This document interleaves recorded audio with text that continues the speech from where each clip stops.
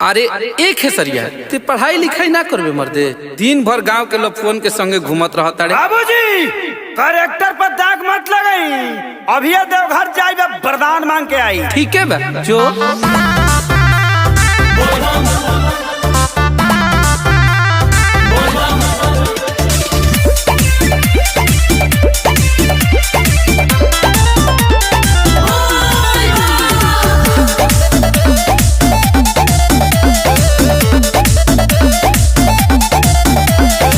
भंगिया धतूर ली हाई चीख ली, अपना सेवा कवा के बाबा जी को भीख दी।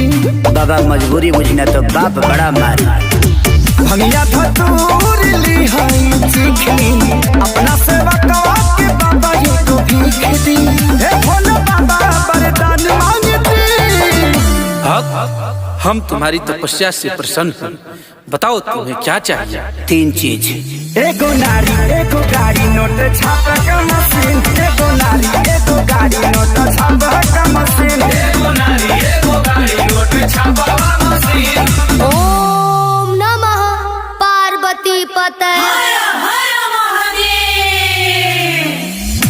हे गौरा मैया तोहर पहरतनी पहिया, हमहु बर मांगतनी दिन। हम तुम्हारी तपस्या से प्रसन्न हुए बालिके, बताओ तुम्हें क्या चाहिए। सोना घर एगो घर एगो वाशिंग मशीन, सोना घर एगो घर एगो वाशिंग मशीन। बालिके ये वाशिंग मशीन क्या होता है। माते ई आधुनिक युग के कपड़ा धोए वाला मशीन ह।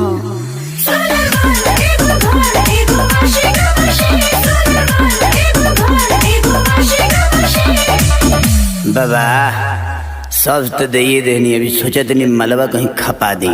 इतना कुछ मिलने के बाद क्या क्या करोगे भाव। सुनी बाबा, लेबे जात बानी हम तो महल होया करिया ये बाबा, चढ़े खातिर किनबे अबकी हर चूल रगड़िया ये बाबा। देनी लौटाई हमर दुखवा के दी। बालक तुम लालची हो क्या। बाकी लोग हरिचंद्र थोड़ी आइल बा, छोड़ी अब हमके दोसर बर दे दी, हटाई। क्या अमर पाली जैसन साली होखे मौगी के बहिन, अमर पाली जैसन साली होखे मौगी के बहिन, अमर पाली जैसन साली होखे मौगी के बहिन।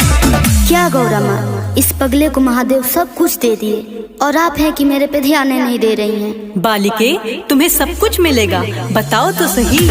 Thank you so much Gaura माँ, तोहरा जैसन के होना सच कहता नहीं तोहर गजबे बसी। माते बोलो। एक लड़के से बहुत प्यार करती हूँ, अगर आज्ञा हो तो वही मांग लूं।